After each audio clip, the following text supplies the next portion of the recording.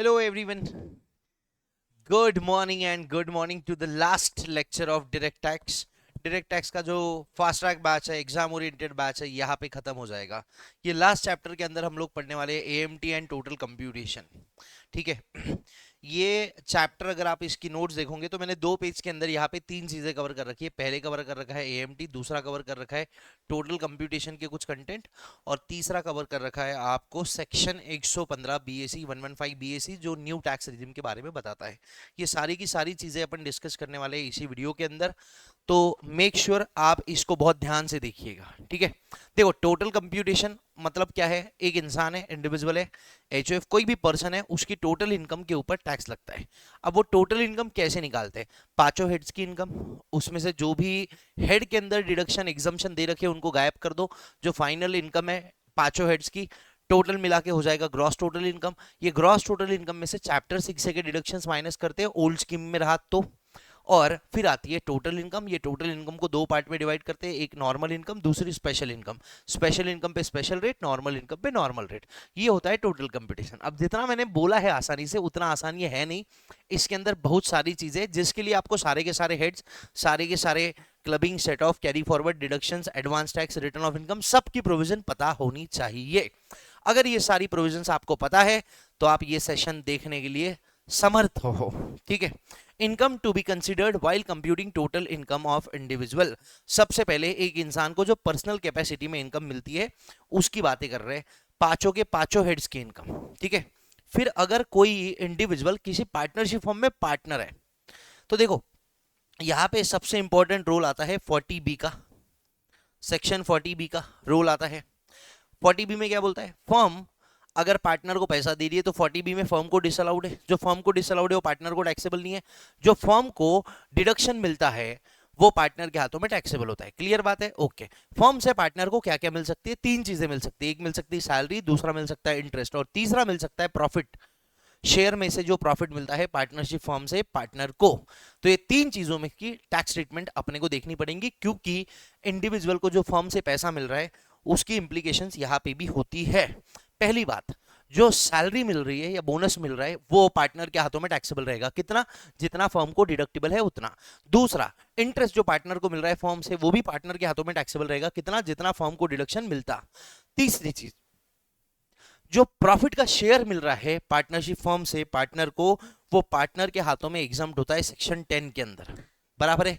अपन ने second point पढ़ा था सीधा का सीधा। उसके बाद एक एचयूएफ का मेंबर है, मैं किसी पार्टनरशिप फर्म का पार्टनर हूं, तो पार्टनरशिप फर्म से मेरे को 3 टाइप की चीजें मिलेगी। फर्म से भी मेरे को मिल सकता है, क्या मिल सॉरी एचयूएफ से भी मेरे को मिल सकता है। एचयूएफ से क्या मिल सकता है? एचयूएफ से मेरे को अपने प्रॉफिट का शेयर मिल सकता है। जो एचयूएफ का प्रॉफिट है उसमें से मेरे को जो प्रॉफिट का शेयर मिलेगा वो प्रॉफिट का शेयर मेरे हाथों में एग्जम्प्ट रहेगा। क्लियर बात है? ओके। दूसरी चीज जो मेरे को मिल सकती है वो मिल सकती है, अगर मैं एल्डर मेंबर हूं, मतलब जो सबसे बड़ा भाई बेटा है वो मैं हूं, तो इम्पार्टिबल स्टेट अगर एचयूएफ की रही तो इम्पार्टिबल स्टेट से होने वाली जो इनकम है वो एल्डेस्ट सन के हाथों में टैक्सेबल होती है, ये पता है। तो एल्डेस्ट सन रहा तो इम्पार्टिबल स्टेट ऑफ एचयूएफ भी आपके हाथों में टैक्सेबल होंगी। आप यंगर सन हो, आपको इसका कुछ लेना देना नहीं है। और तीसरा, जो सेल्फ एक्वायर्ड प्रॉपर्टी है इसको आपने कन्वर्ट करा है एचयूएफ की प्रॉपर्टी के अंदर। सेल्फ एक्वायर्ड प्रॉपर्टी है, इसको आपने कन्वर्ट करा एचयूएफ की प्रॉपर्टी के अंदर, तो एचयूएफ को जो प्रॉपर्टी से इनकम होगी वो आपके हाथों में क्लब हो जाएगी। बराबर है? बिफोर पार्टीशन अलग सीन है, आफ्टर पार्टीशन अलग सीन है। ये क्लबिंग ऑफ इनकम में अपन ने देख रखा है। आफ्टर पार्टीशन मेको मेरा, मेरी बीवी का और मेरे माइनर बच्चों का शेयर मेरे हाथ में क्लब हो जाएगा। मेजर बच्चे का शेयर मेरे हाथ में क्लब नहीं होता है। क्लियर बात? ओके। फिर जो ये है क्लबिंग की प्रोविजन बता रहा है 4th पॉइंट, मतलब सारी की सारी क्लबिंग वाली चीजें दे रखी है। मेरे हाथ में किस किस की इनकम क्लब होती है? सेक्शन 60 बोलता है अगर मैंने इनकम ट्रांसफर करी बिना एसेट ट्रांसफर करे तो वो इनकम मेरे हाथ में क्लब हो जाएगी। 61 बोलता है अगर रिवोकेबल ट्रांसफर ऑफ एसेट है तो उससे होने वाली भी इनकम मेरे हाथ में क्लब हो जाएगी, as and when power to revoke arises. फिर बोलता है स्पाउस की इनकम मेरे हाथों में टैक्सेबल हो जाती है अगर स्पाउस को बिना क्वालिफिकेशन के रेम्यूनरेशन मिल रहा है तो। स्पाउस को मैंने एसेट ट्रांसफर करा फॉर इनएडिक्वेट कंसिडरेशन तो उससे होने वाली इनकम मेरे हाथों में टैक्सेबल हो जाएगी। बट हाउस प्रॉपर्टी के लिए ऐसा नहीं रहता, क्योंकि हाउस प्रॉपर्टी के लिए मैं ही उसका डीम्ड ओनर होता हूँ। तो वो केस में सेक्शन 27 ऑपरेट करेगा और वो इनकम डायरेक्टली मेरे हाथों में टैक्सेबल होंगी, क्लबिंग होके नहीं। ठीक है। उसके बाद मेरे बच्चे की इनकम, माइनर चाइल्ड की इनकम मेरे हाथ में क्लब हो जाती है। बट याद रखना, माइनर चाइल्ड की जो इनकम है उसके स्किल के वैसे या उसके डिसेबिलिटी की है और उसको मिल रही है तो वो क्लब नहीं होती है। प्लस 1500 रुपए का एग्जाम्शन मिलता है 1032 के अंदर अगर आप ओल्ड स्कीम में हो तो। ठीक है। उसके बाद बोलता है वही वाइफ या बहू को कोई एसेट ट्रांसफर करा तो वो आपके हाथों में टैक्सेबल हो जाएगी। ये इंडिविजुअल के केस में आपको चीजें ध्यान में रखने की है। क्लियर है? ओके। अब ये पूरा का पूरा टोटल कंप्यूटेशन में क्या क्या चीजें होती है, टोटल कंप्यूटेशन में जो सारे हेड्स है ना उसकी ही सारी चीजों की बात होती है। अब बात करते हैं सेक्शन 115 जेसी का, जो कि अल्टरनेट मिनिमम टैक्स बताता है। देखो अल्टरनेट मिनिमम टैक्स क्या होता है, बेसिकली लोग क्या करते हैं, इसका लॉजिक समझते हैं अपन, लिखो मत समझो सिर्फ। लोग क्या करते हैं, लोग अपनी जो इनकम है उसको डिडक्शन ले लेके इतना कम कर देते हैं ना कि उस पर जो टैक्स आ जाता है वो एकदम रत्ती भर हो जाता है। लोग क्या करते हैं, अपनी इनकम में से डिडक्शन ले लेके इतना कम कर देते हैं कि उस पर जो टैक्स आता है वो बहुत कम हो जाता है। तो डिपार्टमेंट को परवड़ नहीं रहा, तो डिपार्टमेंट ने एक नया पॉइंट लाया, अल्टरनेट मिनिमम टैक्स। ये alternate minimum tax MAT, minimum alternate tax, जो कंपनीज के केस में लगता है उसका बच्चा है। ठीक है। और मैट जो आया था वो आया था धीरू भाई अंबानी के वजह से। ठीक है। इसकी बात अपन फाइनल के अंदर करेंगे, अभी इंटर में AMT पे अपना डिस्कशन लिमिटेड रखते हैं। कहता है कि भाई देखो, आपने अपनी जो नॉर्मल इनकम निकाली है, जैसे आप अपने नॉर्मल प्रोविजंस में निकालते हो, अगर ये इनकम हमारे को इतना परसेंट का टैक्स लगेगा, 18.5% का, हम आपको इनकम कंप्यूट करने का तरीका बताएंगे। ये इनकम पे 18.5% का हमको टैक्स लगेगा। अगर आप जो नॉर्मल प्रोविजंस के हिसाब से टैक्स निकाल रहे हो वो इससे ज्यादा है तो जो आपने निकाला है वो भर दो। बट अगर आपका जो नॉर्मल टैक्स निकाला है वो टैक्स टोटल इनकम जो AMT में दे रखी है उसके 18.5% से कम है, तो हमको भैया इतना तो कम से कम आपसे टैक्स लगेगा। AMT's मिनिमम टैक्स जो एक आदमी को पे करना पड़ता है। अब क्या AMT सबको एप्लीकेबल है? तो नहीं, अपने को देखना पड़ेगा AMT किस किस को एप्लीकेबल है। AMT any person except company, company को नहीं लगता। क्यों नहीं लगता कंपनी को? क्योंकि कंपनी को मैट लगता है। Any person who has claimed profit link deduction under chapter 6A, जिन्होंने प्रॉफिट लिंक डिडक्शन क्लेम कर रखे है। अब प्रॉफिट लिंक डिडक्शन चालू होते सेक्शन 80 IA IB IC वगैरह वगैरह, QQB RRB और 80 JJAA, उसमें भी तो प्रॉफिट में से मिलता है ना। तो प्रॉफिट लिंक डिडक्शन अगर आपने ले रखे या आप सेक्शन 10AA सेक्शन 35AD इनके डिडक्शंस लेते हो तो आपको AMT लगेगा। मतलब जो आदमी प्रॉफिट लिंक डिडक्शन नहीं लेता, मेरे जैसा सादा आदमी है, उसको AMT एप्लीकेबल नहीं है। AMT किसको एप्लीकेबल है? जिसने प्रॉफिट लिंक डिडक्शन लिए है। प्रॉफिट लिंक डिडक्शंस कहाँ आते हैं? 80, जैसे इंटर लेवल पे मैं बता देता हूँ प्रॉफिट लिंक डिडक्शंस कौन से होते हैं। 80 JJAA, 80 QQB, 80 RRB, 10AA, 35AD, जो डायरेक्टली प्रॉफिट में से माइनस हो जा रहे हैं उनको बोलते हैं प्रॉफिट लिंक डिडक्शन। अगर आप इन सेक्शंस के अंदर डिडक्शन लेते हो तो आपको AMT लग सकता है, तो आपको AMT लग सकता है। बोला लगेगा, ये नहीं बोला है मैंने। क्लियर बात? ओके। अब देखो स्कीम ऑफ AMT क्या है। अगर जो आपने रेगुलर टैक्स निकाला, लेट्स से आपने निकाला टैक्स, आपका टैक्स आया रेगुलर टैक्स, ये आया 1,60,000। अब AMT आपको एक इनकम निकालने का तरीका देता है जिसको बोलते हैं एडजस्टेड टोटल इनकम। अब आपकी एडजस्टेड टोटल इनकम है 10 लाख, तो 10 लाख का 18.5%, 1,85,000 आपको कम से कम भरना पड़ेगा। अब 1,85,000 से कम आपका रेगुलर टैक्स आ रहा है, नॉर्मल टैक्स, तो आपको भरना कितना पड़ेगा? आपको भरना पड़ेगा इस साल में 1,85,000। अगर आपका रेगुलर टैक्स जो आप नॉर्मल प्रोविजन से निकालते हो वो अगर आपकी एडजस्टेड टोटल इनकम के 18.5% से कम है तो कहते हैं कि ये जो एडजस्टेड टोटल इनकम है इसको आपकी इनकम माना जाएगा, इसको आपकी इनकम माना जाएगा और इसका 18.5% आपको टैक्स भरना पड़ेगा। अब आप बोलोगे सर ये तो गलत हो गया, क्योंकि जो टैक्स निकालने के सेक्शन है जो आपने पढ़ा रखा है उसके हिसाब से तो हमारा 1,60,000 ही आ रहा था। अब गवर्नमेंट कह रही है भैया 1,85,000 कम से कम देना पड़ेगा। हम तो लूट गए, बर्बाद हो गए। चिंता मत करिए, आपको क्रेडिट मिल जाएगा। कितने का? 1,60,000 माइनस 185, 25,000 का आपको क्रेडिट मिल जाएगा। फिर आगे के सालों में, आगे के सालों में जब आपकी एक्चुअल टैक्स लाइबिलिटी AMT से ज्यादा रहेगी, मतलब समझ लो नेक्स्ट ईयर AMT आपका आया 2,10,000, और आपकी रेगुलर टैक्स आई, आपका रेगुलर टैक्स आया 2,50,000, मतलब आपको अब कितना भरना है गवर्नमेंट को? 2,50,000। तो ये 2,50,000 में से 25,000 का जो आपका क्रेडिट है वो माइनस हो जाएगा और आपको गवर्नमेंट को भरना पड़ेगा 2,25,000।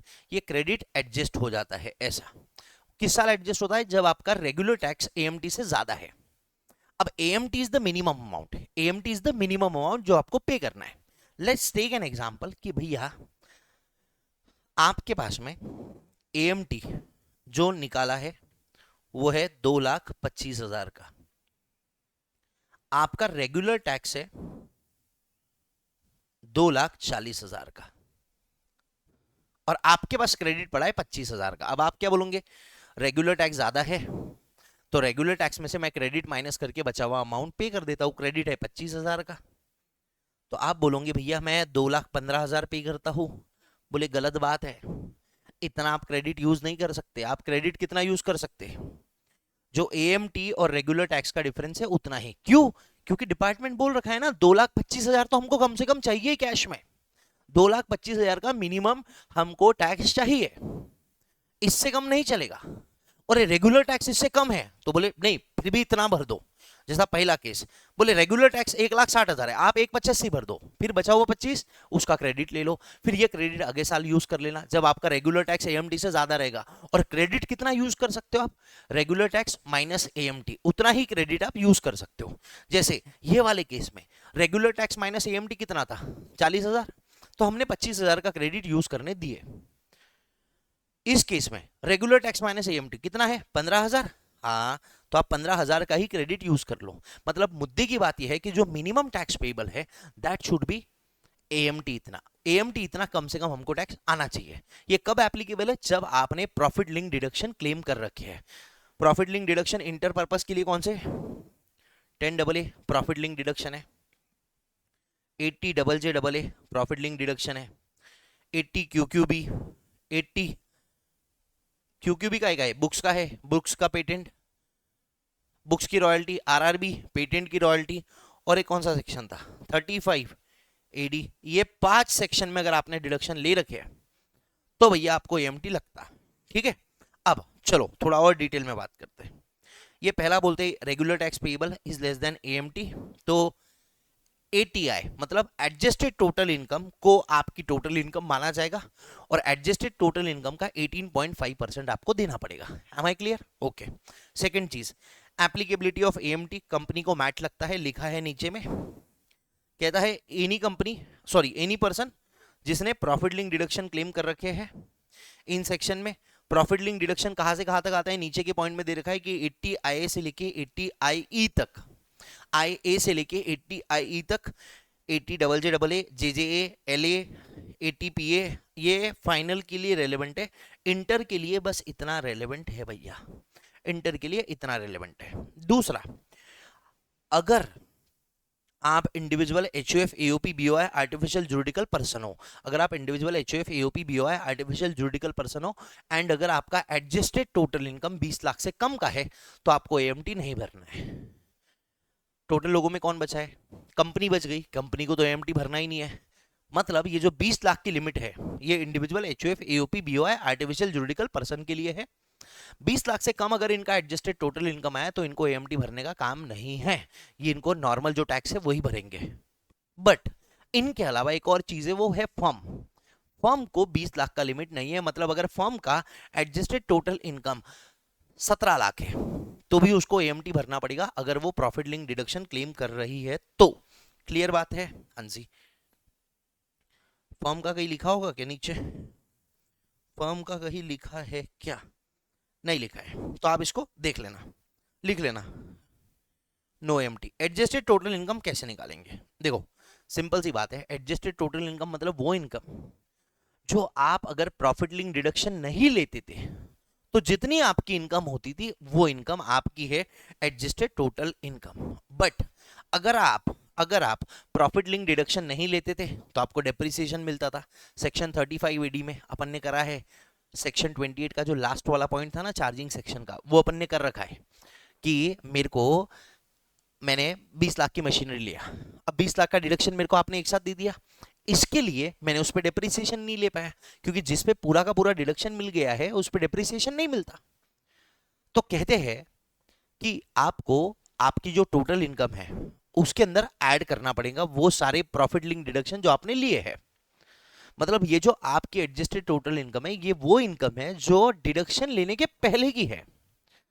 जैसे अपन ने भी रिटर्न ऑफ इनकम में देखा था, सेक्शन 54 के डिडक्शन लेने के पहले की इनकम, तो वैसे ही यहाँ पे भी निकाला है कि भैया एडजस्टेड टोटल इनकम मतलब आपकी वो इनकम जो डिडक्शन प्रॉफिट लिंक डिडक्शन लेने के पहले की है।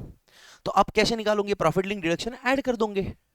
तो देखो total income, adjusted total income कैसे निकलती? Total income computed normally plus उसमें 10AA के डिडक्शन ऐड कर दो प्लस 35AD का डिडक्शन ऐड करो। अब 35AD का डिडक्शन ऐड करूंगा तो जैसे मान लो 20 लाख की मैंने प्लांट एंड मशीनरी लिया तो 20 लाख का डिडक्शन लिया है मैंने, बट मेरा क्या 20 लाख पूरा फायदा हुआ? नहीं भाई, 2 लाख का डिप्रिसिएशन मिलता था प्लांट एंड मशीनरी पे। लेट्स अज्यूम 10% का रेट है या 15% का रेट है मान लेते हैं, तो 15% का डिप्रिसिएशन मिलता था 3 लाख रुपए का।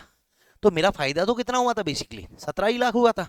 तो आपको जो ऐड करना है वो पूरा का पूरा 35AD का डिडक्शन ऐड नहीं करना है, 35AD के डिडक्शन में से डेप्रिसिएशन माइनस करना है, माइनस 3 लाख आपको ऐड करना है 17 लाख, प्लस जो बाकी प्रॉफिट लिंक डिडक्शन है 80 डबल जे डबल ए वाले, 80 QQB वाला, 80 RRB वाले, वो डिडक्शंस आपको ऐड कर देने हैं और फिर आपको निकालनी है adjusted total income. Again I am telling you adjusted total income कैसे आती है। जो आपकी नॉर्मल टोटल इनकम आई वो, उसके अंदर 10AA का अगर कोई आपने एग्जम्पशन या डिडक्शन लिया है तो वो ऐड कर दो। उसके बाद आपने कोई 80 QQB RRB double J double A के डिडक्शन लिए तो वो ऐड कर दो, प्लस सेक्शन 35AD का जो डिडक्शन लिया है वो अगर लिया है तो वो भी ऐड करना पड़ेगा। बट उसमें याद रखना पूरा का पूरा डिडक्शन ऐड नहीं करना है, वो डिडक्शन में से जो प्रॉफिट है, सॉरी जो डेप्रीसिएशन है वो माइनस करके बचा हुआ डिडक्शन ऐड करना है। जैसे 20 लाख की अगर आपने मशीन लिया तो 20 लाख का डिडक्शन लिया होगा 35AD में, पूरा का पूरा 20 लाख ऐड नहीं करना है। मशीन पे 15% का डेप्रीसिएशन मिलता था, 20 लाख का 15% 3 लाख, तो 20 लाख में से 3 लाख माइनस कर दो, बचा हुआ 17 लाख आपको ऐड करना है। क्लियर बात है? ओके। टैक्स क्रेडिट का मैंने बता दिया। अगर आप AMT पे कर रहे हो रेगुलर टैक्स के ऊपर तो आपको क्रेडिट मिलता है। ये क्रेडिट आप लेटर ईयर अगले सालों में जब आपका नॉर्मल टैक्स AMT से ज्यादा है तब आप एडजस्ट कर सकते हो। और कितना एडजस्ट कर सकते हो? नॉर्मल टैक्स माइनस AMT का अमाउंट, मतलब गवर्नमेंट को मिनिमम AMT का अमाउंट जाना चाहिए और ये एडजस्ट होता है 15 असेसमेंट ईयर तक।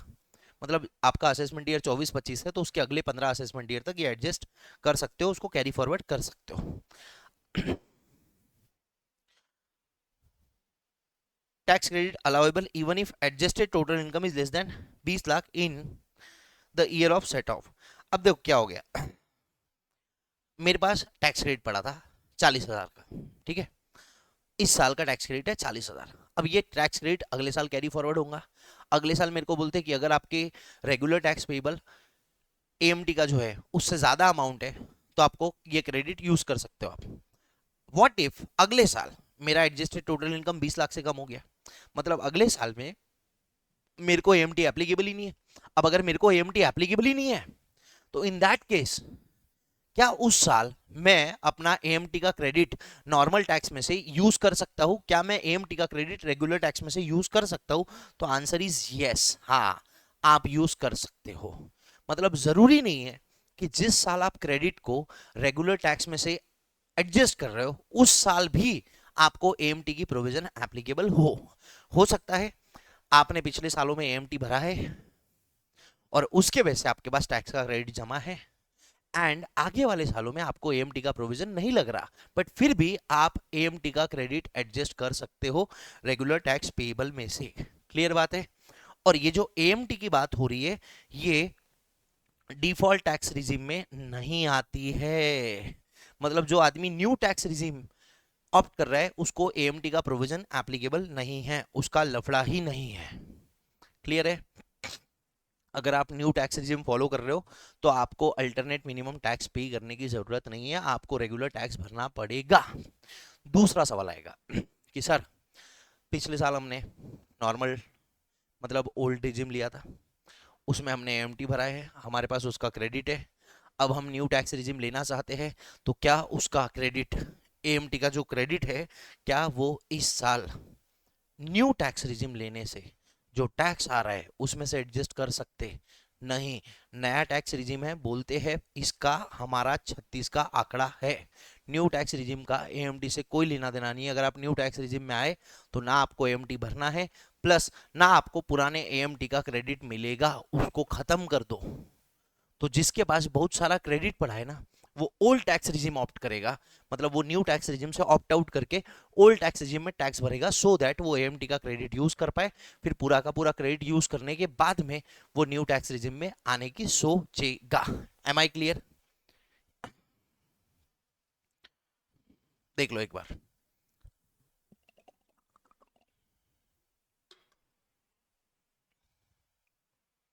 फिर इसके बाद आते हैं लास्ट वाले सेशन पे, new tax regime or default tax regime under section 115 BAC.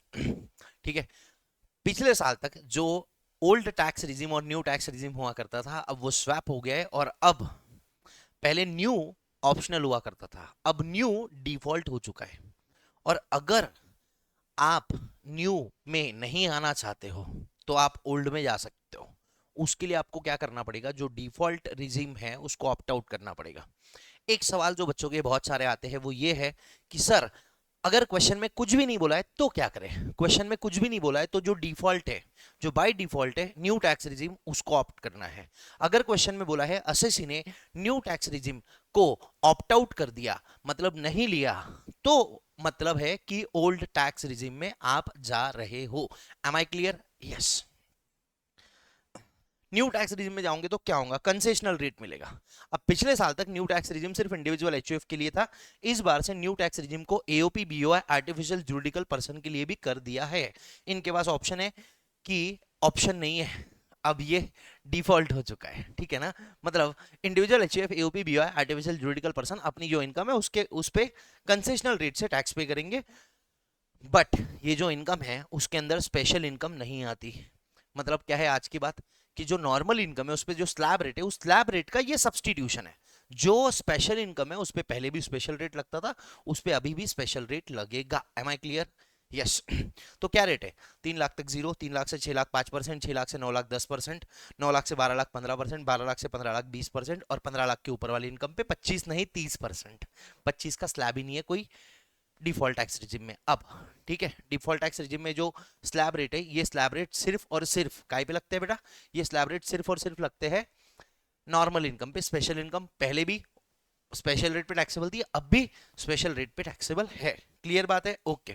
Time limit for exercising, exercise नहीं, ऑप्ट आउट करने के लिए बेसिकली ये है, क्योंकि अब तो कोई एक्सरसाइज करने की बात ही नहीं। अब जो नया आरसीसी है वो तो डिफॉल्ट टैक्स रिजिम में आएगा। हाँ, बट क्या आप old tax regime new tax regime खेल सकते हो? तो देखो क्या बोलता है, सिंपल सी बात है। Individual HUF AOP BOI artificial juridical person जिनका बिजनेस या प्रोफेशन है, ठीक है, ये बिजनेस वाले लोग हैं। ऊपर नॉट हैविंग बिजनेस और प्रोफेशन, मतलब सैलरी वाले लोग हैं पहले। तो सैलरी वाले लोगों के लिए ना ऐसा नहीं है कि एक बार आप ओल्ड में चले गए तो आपको हमेशा ओल्ड में ही रहना पड़ेगा। सैलरी वाले लोग के पास हर साल ऑप्शन है, हर साल ये सोच सकते नई वाली लू पुरानी वाली लू, नई वाली लू पुरानी वाली लू। अब इनने कुछ बोला ही नहीं तो अपने आप नहीं लेना पड़ेगा। पर ऐसा अपने आप तो होगा ही नहीं ना। हाँ, वो तो अपने क्वेश्चन के अंदर होता है रे। जब प्रैक्टिकली कोई सैलरीड आदमी रिटर्न भर रहा है तो उसको तो सिलेक्ट करना ही पड़ेगा बाय डिफॉल्ट, ऑप्शन ही नहीं है उसके पास। ये अपने क्वेश्चन में होता है कि कुछ नहीं बोला है तो क्या करेंगे, पर हकीकत में तो उसको करना ही है ना। क्यों? क्योंकि उसका टैक्स कट चुका है, उसको रिटर्न भर के बचा हुआ रिफंड लेना है। ठीक है, तो देखो अगर आपका बिजनेस या प्रोफेशन नहीं है, मतलब आपकी सिर्फ हाउस प्रॉपर्टी की रेंटल इनकम है, या आपको सिर्फ कैपिटल गेन्स हो रहा है, या आप सैलरीड आदमी हो, यूजुअली इसको सैलरीड लोग बोलते हैं, तो सैलरीड लोग के पास हर प्रीवियस ईयर का जो रिटर्न ऑफ इनकम भरना है 139(1), उसकी जो ड्यू डेट है वहां तक का टाइम लिमिट है। मतलब जब ये रिटर्न भरेंगे ना, तब ये ओल्ड लू कि न्यू लू, मतलब डिफॉल्ट लू या डिफॉल्ट से ऑप्ट आउट करूं के ओल्ड में जाओ, ये ऑप्शन हर बार ये ऑप्ट कर सकते हैं। मतलब ये हर बार सोच सकते हैं कि ओल्ड लू कि न्यू लू, न्यू में रहूं कि ओल्ड में जाऊं, यहां से ऑप्ट आउट कर लो। ये सैलरीड लोग हर बार स्विच कर सकते हैं। मतलब इस बार ओल्ड में लिया, अगले बार न्यू में जाना है जा सकते हो, उसके अगले साल वापस ओल्ड में जाना है जा सकते हो, चलता है ऐसा। सैलरी के केस में ऐसा चलता, अलाउड है, लफड़ा ही नहीं है कोई। ठीक है, देखो लिखा है वहां पे they can choose whether or not to exercise the option in each year, मतलब whether or not to opt out होना चाहिए, ये ऑप्शन एक्सरसाइज करना है, पहले की लैंग्वेज है। देखो बाय डिफॉल्ट कुछ भी नहीं करा तो by default default tax regime में जाएगा। अब अगर आपको डिफॉल्ट टैक्स रिजिम में नहीं जाना है, आपको ओल्ड रिजिम में जाना है, तो आपको ऑप्ट आउट करना पड़ता। तो आपके पास ऑप्शन है, हर साल आप ऑप्ट आउट कर सकते हो। और जब आप रिटर्न फाइल कर रहे हैं उसके पहले, मतलब रिटर्न फाइल करोगे तभी आप अपनी पूरी इनकम का कैलकुलेशन करके उनको दोगे ना, हाँ। तो हर साल का जो रिटर्न फाइल कर रहे हैं उस दिन या उसके पहले, on or before due date of filing return of income under section 139, they may choose to opt out of the default tax regime and they may opt in for the old tax regime. अब एक और सवाल यहां से आता है कि TDS के अंदर हमने सेक्शन 192 में पढ़ा था कि जो असेसी है, जो एम्प्लॉय है, जो सैलरीड पर्सन है, उसको अपने एम्प्लॉयर को इंटीमेट करना पड़ता है, बताना पड़ता है कि वो ओल्ड रिजिम ले रहा है या न्यू रिजिम ले रहा है। मतलब वो डिफॉल्ट टैक्स रिजिम में ही टैक्स भरना चाहता है या फिर डिफॉल्ट टैक्स रिजिम से ऑप्ट आउट करके ओल्ड रिजिम में जाके टैक्स भरना चाहता है। और जो एम्प्लॉयर है, जो असेसी ने बताया, जो एम्प्लॉय ने बताया, उसके हिसाब से एम्प्लॉयर उसका टैक्स काटेगा, बराबर है। हाँ। अब ये जो असेसी ने बोला एम्प्लॉयर को कि बॉस मैं ओल्ड रिजिम में जाने वाला हूं, आप मेरा ओल्ड के हिसाब से टैक्स निकाल के टैक्स काटना है एवरेज रेट पे 192 सेक्शन में। ये जो एम्प्लॉयर को इंटीमेशन करा है एम्प्लॉय ने, क्या ये फाइनल है ना? ये फाइनल नहीं है। एम्प्लॉय चाहे तो जो एम्प्लॉयर को बोले कि सर मैं ना ऑप्ट आउट कर रहा हूं, और जब एक्चुअल रिटर्न फाइल कर रहा है तब ऑप्ट आउट ना करे, डिफॉल्ट टैक्स रिजिम में टैक्स भरे तो चलता। मतलब जो इंटीमेशन टू एम्प्लॉयर है उसको एक्सरसाइज ऑफ ऑप्शन नहीं माना जाता। क्लियर है? ओके। दूसरा, बिजनेस वाले लोगों के लिए option to opt out has to exercise on or before due date under section 139(1) for furnishing return for such previous year, and once the option is exercise it would apply to subsequent year. मतलब previous year 23-24 में मैंने बोला कि जो default tax regime है इससे मैं opt out करके ओल्ड टैक्स रिजीम में जाना चाहता हूं, और मेरी बिजनेस की इनकम है, मतलब मैं बिजनेसमैन हूं, एक बार मैंने न्यू वाले को छोड़ा तो फिर मैं वापस से न्यू वाले के पास नहीं जा सकता, मेरे को ओल्ड से ही टैक्स भरना पड़ेगा। क्लियर है क्या बात? Okay. Such person who has exercised the above option of shifting out of default tax regime shall be able to withdraw such option only once and pay tax under section 115 BAC for previous year other than the previous year in which option was exercised. Thereafter such person can never be eligible to opt for 115 BAC except उसकी business की income खत्म हो गई, जो first में आने लग गया। वो मैं बताता हूँ कैसे। देखो इस साल आपने जो डिफॉल्ट टैक्स रिजिम है, मतलब न्यू टैक्स रिजिम, उसको छोड़ा, आप न्यू से ओल्ड के पास चले गए, बराबर है। अब आपके पास सिर्फ एक ऑप्शन है, एक ही बार, अब आप ओल्ड में जा सकते हो। अब अगर आप ओल्ड में चले गए फिर आप ओल्ड को मत छोड़ो। अगर आपने अब ओल्ड को छोड़ दिया, अब अगर आप सॉरी न्यू में मतलब गलत बोल दिया। देखो पहले आप ओल्ड में थे, सॉरी न्यू में थे, न्यू से आप ओल्ड में गए, अब ओल्ड से फिर से न्यू में जाने के पास आपके पास सिर्फ एक चांस है। अब जिस ईयर में आप न्यू के पास चले गए अब आप न्यू को छोड़ नहीं सकते, और अगर अब आपने न्यू को छोड़ दिया, अब आपने ओल्ड के पास चले गए, जैसे पहले साल मैंने न्यू टैक्स रिजिम में फॉलो करा, दूसरे साल मैं ओल्ड टैक्स रिजिम के पास चले गया, मतलब मैंने न्यू को ऑप्ट आउट कर लिया, अब मैं ओल्ड में गया, अब मेरे को नेक्स्ट ईयर वापस से न्यू में आना है। क्या मैं आ सकता हूँ? एक बार के लिए आ सकते हो, बस एक बार के लिए आ सकते हो। न्यू सिर्फ एक बार का धोखा बर्दाश्त करेगी, ठीक है। एक बार आप बोलते हो अरे नहीं नहीं पुरानी वाली पुरानी हो गई, मैं तुम पास वापस आना चाहता हूँ, तुम नहीं हो, तो नई वाली एक बार कहती है ठीक है, एक बार गलती है माफ कर दूंगी। अब फिर आपस नई वाली को छोड़ के पुरानी वाली के पास गए, उसको बोलते हो नई वाली को अरे तू चिकचिकी है, पुरानी वाली अच्छी थी। अब पुरानी वाली के पास गए, एक बार चले गए, अब भैया खत्म विषय आपका, अब विषय खत्म, अब आप वापस से नए वाले के पास नहीं जा सकते हो, न्यू टैक्स रिजिम में नहीं आ सकते हो। अब कब आ पाओगे? जब आप ऑप्शन 2 से ऑप्शन 1 में आते हो, मतलब अब 25 साल बाद मैंने धंधा छोड़ दिया, अब मेरी बिजनेस की इनकम ही नहीं है, मैं जॉब कर रहा हूँ कहीं पे, तो अब तो मैं सैलरीड आदमी हो गया ना, अब मेरे पास बिजनेस की इनकम ही नहीं है, तो फिर इन दैट केस मैं ऑप्शन 1 में आ जाऊंगा, और फिर मैं हर साल अपना अलग अलग चेक कर सकता हूँ। ठीक है, ओके। ये वही बोल रहे हैं एएमटी नहीं भरना पड़ेगा, और ये तो कोई खास काम का नहीं है, जो ऑप्शन है वो इनवैलिड हो जाएगा। कंडीशंस के साथ वॉयलेट कर दिया तो। अब अगर न्यू में है तो क्या क्या चीज़ है, कंसेशनल रेट है, बट कुछ डिडक्शन है जिनका एग्जाम्पशन नहीं मिलता, और जिनका एग्जाम्पशन नहीं मिलता वो मैंने आपको बता रखा है किस किस का एग्जाम्पशन नहीं मिलता। 10(5) के अंदर एलटीसी का जो एग्जाम्पशन है वो नहीं मिलता, लीव ट्रैवल कंसेशन का। 10(13) में एचआरए का एग्जाम्पशन जो मिलता है वो नहीं मिलता न्यू टैक्स रिजिम में। 10(14) में जो स्पेशल अलाउंसेस है, स्पेशल अलाउंसेस में मैंने लिख के दिया है कि किस किस में मिलता है और किस किस में नहीं मिलता है, ठीक है ना। तो उसको पढ़ना, ये पढ़ के कुछ ज्यादा कोई खास क्लैरिटी नहीं आ रही है, और ये सैलरी में अपन ने पढ़ रखा है। 10(17) जो डेली या कॉन्स्टिट्यूएंसी अलाउंस है एमपीज एमएलएस को मिलते हैं वो भी नहीं मिलता है। 10(15) 1500, सॉरी 10(32) 1500 रुपए का एग्जाम्शन, 1500 का 15 बोल दिया था मैंने। 10(32) में जो 1500 रुपए का एग्जाम्शन मिलता है, अगर बच्चे की इनकम आपके हाथों में क्लब हो रही तो जो 1500 रुपए का एग्जाम्शन मिलता है वो भी नहीं मिलेगा। 10AA SEZ यूनिट जो एक्सपोर्ट प्रॉफिट का एग्जाम्शन मिलता है 100%, वो भी आपको ओल्ड स्कीम में नहीं मिलेगा।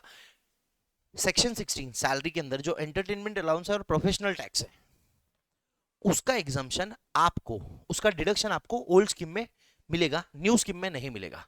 अब यहां पे अमेंडमेंट है, पिछले साल क्या था, पिछले साल था कि यहां पे 1A भी लिखा था, standard deduction.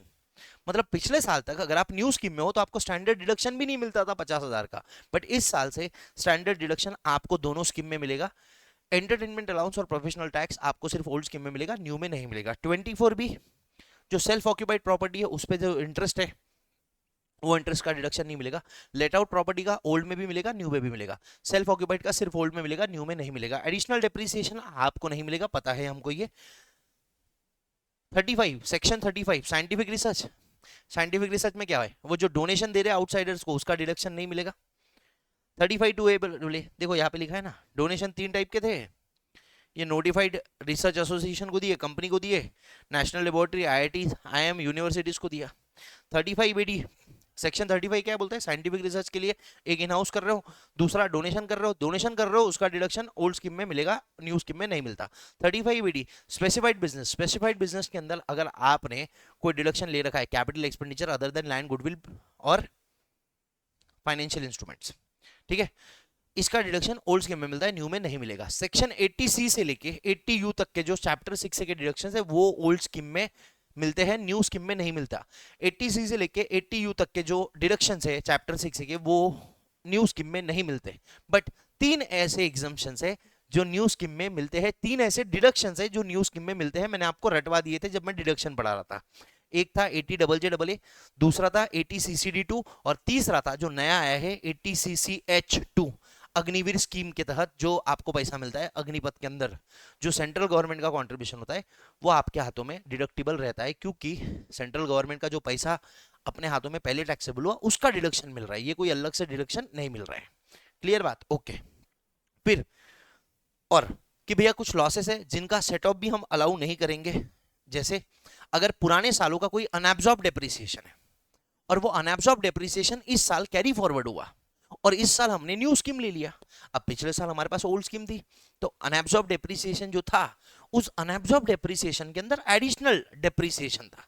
Additional depreciation new scheme में नहीं चलता, तो न्यू स्कीम क्या बोलती है, जो मेरे पास नहीं चलता ना वो अब तो दूंगी ही नहीं, इस साल से डिडक्शन तो दूंगी नहीं, प्लस जो पुराना पाप है तेरा सबका धोदाल, हाँ पुराना पाप सबका धोदाल तेरा।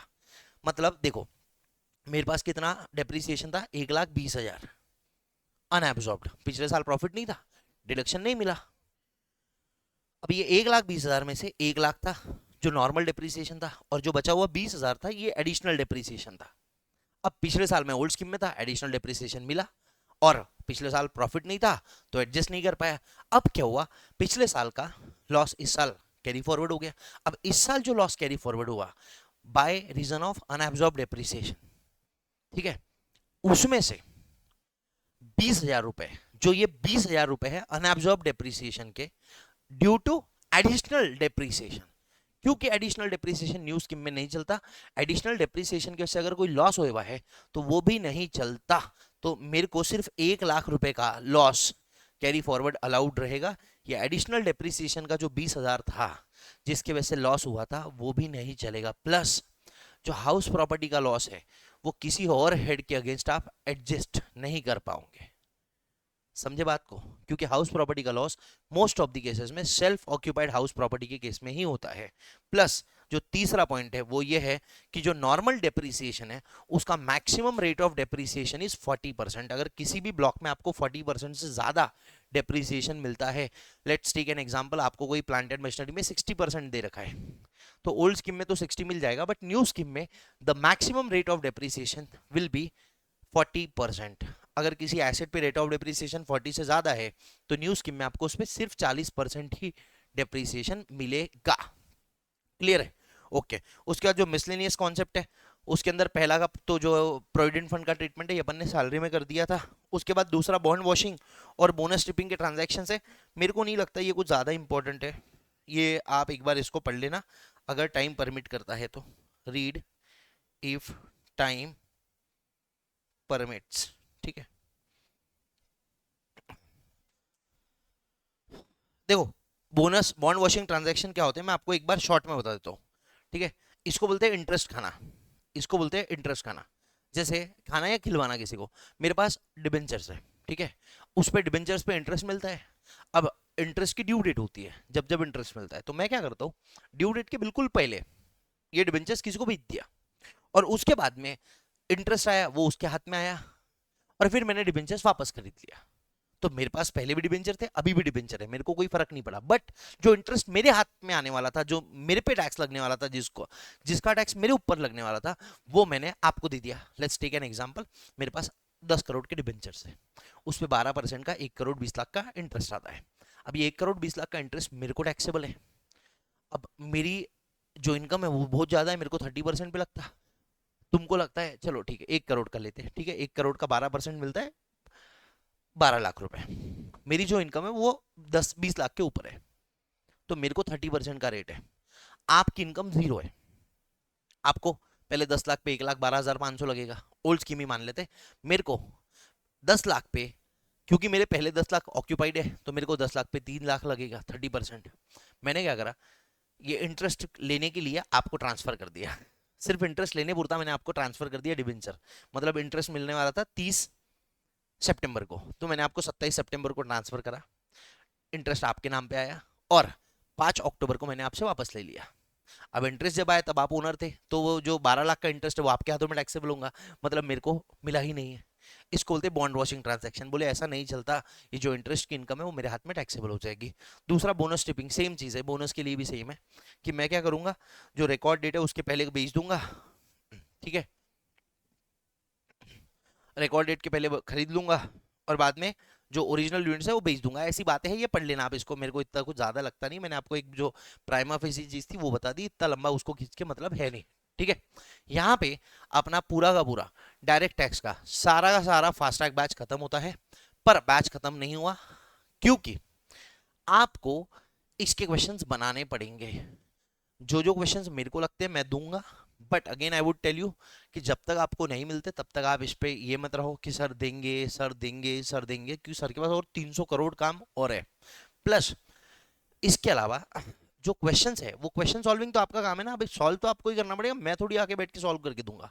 अगर मेरे को पेपर लिखना होता था तो मैंने लिखना था, और मेरा मैंने कर रखा है, मैं हो चुका हूँ सीए, मेरे को उसकी अब जरूरत नहीं है मेरे को लगता। तो पेपर की जो प्रैक्टिस है, राइटिंग प्रैक्टिस है, जो क्वेश्चन सॉल्विंग प्रैक्टिस है, वो आपको करनी है।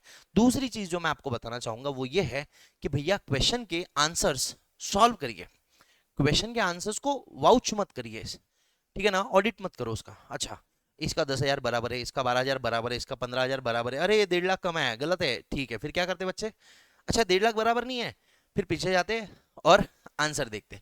पीछे जाके आंसर मत देखो, जो चीज आपको लग रही है ये आना चाहिए था और ये नहीं आया, कुछ और आया, तो उसके आंसर देखने के जगह पे उसकी प्रोविजन देखो कि भैया कौन सी प्रोविजन आपने मिस आउट कर दी थी जिसकी वजह से आपका आंसर गलत आया है। रादर देन बच्चे क्या करते हैं, अभी प्रोविजन नहीं देखते, अभी क्या देखते हैं, अभी देखते हैं ये लोग आंसर। बट क्योंकि अभी आंसर है तो अभी आपका मतलब प्रोविजन अपने आप ठीक हो जाती है।